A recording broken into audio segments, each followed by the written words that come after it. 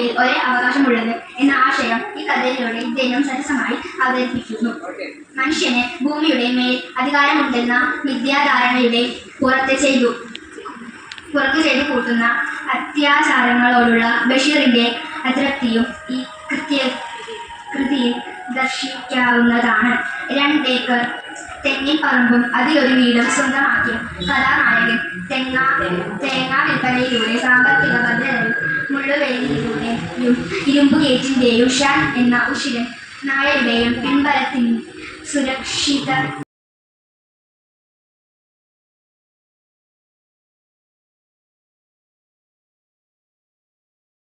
പ്രസിദ്ധീകരിച്ചത് മുസ്ലിം സമൂഹത്തിൽ നിലനിൽക്കുന്ന അന്ധവിശ്വാസങ്ങൾക്കെതിരെയുള്ള ഒരു കടന്നാക്രമണമായി ഈ നോവൽ മാറുകയുണ്ടായി. ഈ വെളിച്ചത്തിൽ എന്ത് വെളിച്ചം എന്ന ബഷീറിന്റെ വിഖ്യാതമായ കഥപ്രയോഗം ഈ നോവലിലാണുള്ളത്. തങ്ങളുടെ കുറവുകൾ മറയ്ക്കാൻ വേണ്ടി ആളുകൾ തങ്ങളുടെ പോയകാല പ്രതാപത്തെക്കുറിച്ച് ഊറ്റം കൊണ്ടതിനെ കളിയാക്കാനാണ് ബഷീർ എന്റെ ഉപ്പാപ്പൽ ആനയുണ്ടായിരുന്ന എന്ന പേരിലൂടെ ശ്രമിക്കുന്നത്. ആനയുണ്ടായിരുന്ന തറവാട്ടിലെ താമസത്തിലായിരുന്നാൽ പട്ടിണിയാണെങ്കിലും മെതിയടിയിട്ട് തത്തി നടക്കുന്ന ഉമ്മയിൽ ഈ നോവലിലെ പ്രധാന കഥാപാത്രമായി മകൾ കുഞ്ഞിപ്പാപ്പുമ്മ അത് കുയ്യാനയായിരുന്നു എന്ന് പറഞ്ഞ് പരിഹസിക്കുന്നത് ഈ നോവലിൽ നമുക്ക് കാണാം.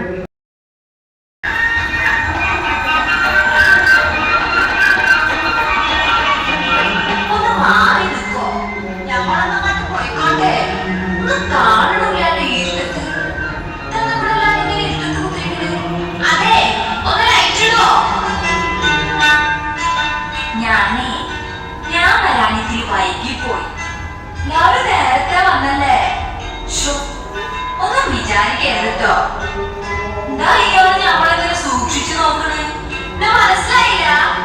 ഞമ്മടെ സൈനബ അതന്നെ മുച്ചീട്ട് കളിക്കാരന്റെ മകളിലെ സൈനബന്നെ. അതോ പാപ്പല്ലേ പോണത്? മൂപ്പര് ഇവിടത്തേക്ക് ഇതെപ്പോഴേ കാണണ്ട, അതാ പുറത്തേക്ക് പോകുന്നു. സമാധാനായി പോയിക്കോട്ടെ പോയിക്കോട്ടെ. എവിടെ നിന്റെ സംഘാടകര്? എവിടെ? ആരാ നിങ്ങളാ? ഞമ്മൾ ഇങ്ങോട്ട് വിളിപ്പിച്ചപ്പോഴേ ഞമ്മള് പറഞ്ഞില്ലേ പാപ്പ എവിടെങ്ങാനും വരിച്ചാല് ഞമ്മ വരില്ലാന്ന്. നിങ്ങളല്ലേ പറഞ്ഞത് പാപ്പൊന്നും വരില്ല, ഒരു സ്ത്രീ കഥാപാത്രങ്ങൾ മാത്രം വരുന്നത്? അതേ, എന്താന്നറിയോ, ഞമ്മളെ വെട്ടി നുറുക്കി കോഴി ബിരിയാണി വെക്കുന്നു പറഞ്ഞ് നടക്കുക മൂപ്പര്. എന്തിനാണോ? ഞമ്മള് മുത്തപ്പാനെ നിക്കാതെ കഴിച്ചതുകൊണ്ട്. മൂപ്പരാക്ക് ഞമ്മന്റെ കെട്ടിയ മുത്തപ്പാനെ കണ്ണിന്റെ നേർക്ക് കണ്ടൂടാ. നിങ്ങൾക്കറിയാലോ എന്തൊക്കെ പുക്കാറുണ്ടാക്കിയിട്ടാണ് ഞമ്മള് മുത്തപ്പാനെ കെട്ടിയിരുന്നത്. ഇപ്പൊ ദേഷ്യം മുഴുവൻ എന്നോടാ. എന്താണോ, മൂപ്പരെ മുച്ചീട്ടുകളിൽ പൊട്ടിച്ചത് ഞമ്മളായിരുന്നല്ലോ, അതിന്റെ ദേഷ്യം. അത് പോട്ടെ, ഇപ്പൊ നിങ്ങളെല്ലാരും നല്ല പത്രാസിലാണല്ലോ കുത്തിരിക്കുന്നത്. നല്ല കുപ്പായുണ്ടോ? ഇത് കോഴിക്കോടങ്ങാടിന്ന് വാങ്ങിയതാ? നിങ്ങളെന്താ ചിരിക്കുന്നത്? ഇത് ഞമ്മള് പെണ്ണുങ്ങള് വിശേഷം പറഞ്ഞതാട്ടോ. ഞമ്മളവിടെ ഇച്ചൊരുകളൊന്നും കിട്ടൂല കേട്ടോ. നല്ല എന്തെങ്കിലും കൊടുത്തു വരണം നിന്റെ എനിക്ക്. വലിയ വലിയ ആൾക്കാരൊക്കെ ഉള്ള സ്ഥലല്ലേ, എന്താ പറയാ, ചായമക്കാരിത് ചക്കുക്കോന്ന് ചാടിപ്പാഞ്ഞ് വന്നതല്ലേ, അതോണ്ടാ ഇങ്ങനെ. അല്ല, ആൾക്കാരൊക്കെ അവിടെ പോയി? പാത്തുമക്കാത്തയും സാറാമ്മയും സുഹറയും നാരായണി ഇതുപോലെ ഇന്നേ വരെ ഞമ്മൾ ഒരുമിച്ച് കൂടിയിട്ടില്ല കേട്ടോ. അല്ല, അതാരപ്പോ അവിടെ കുത്തിരിക്കണേ? ആടുമാരി രാമനായരല്ലേ? അല്ലാണ്ടല്ലോ, ഒരു കുരിശ് നോമേ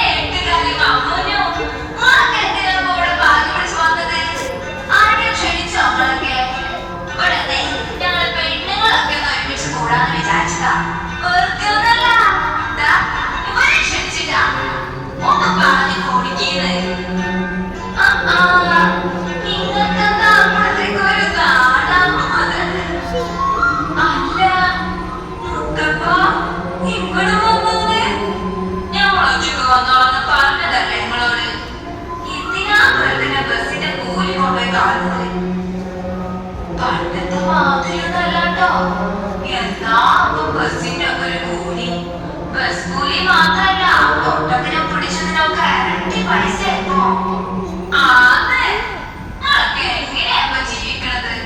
അറിയാമെന്ന് ചോദിക്കാം.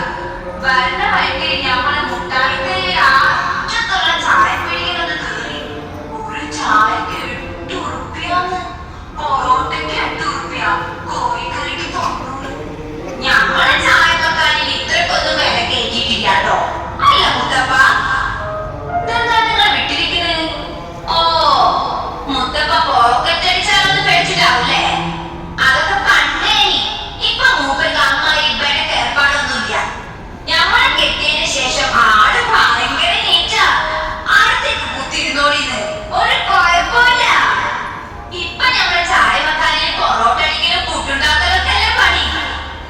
ഈ ദുനിയാവില് ആദ്യമായിട്ട് പുട്ടും കടലും കച്ചവടം തുടങ്ങിയത് ആരാ?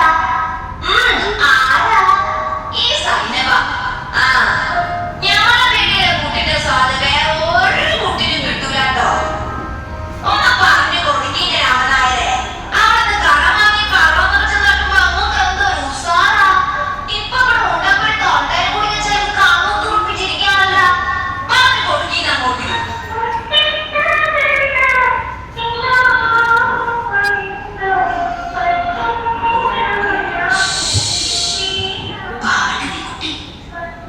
ഭാരതിക്കുട്ടിയുടെ പാട്ട് ഞാൻ മുത്തപ്പ പോകുമ്പോ ഞങ്ങളെ കൂട്ടണേ.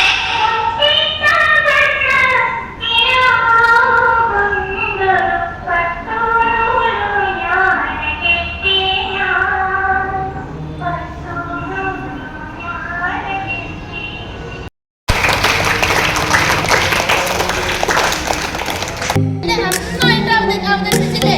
നല്ല ഭംഗിയായിട്ട് അവതരിപ്പിച്ചു. ആ നല്ല എക്സ്പ്രഷൻ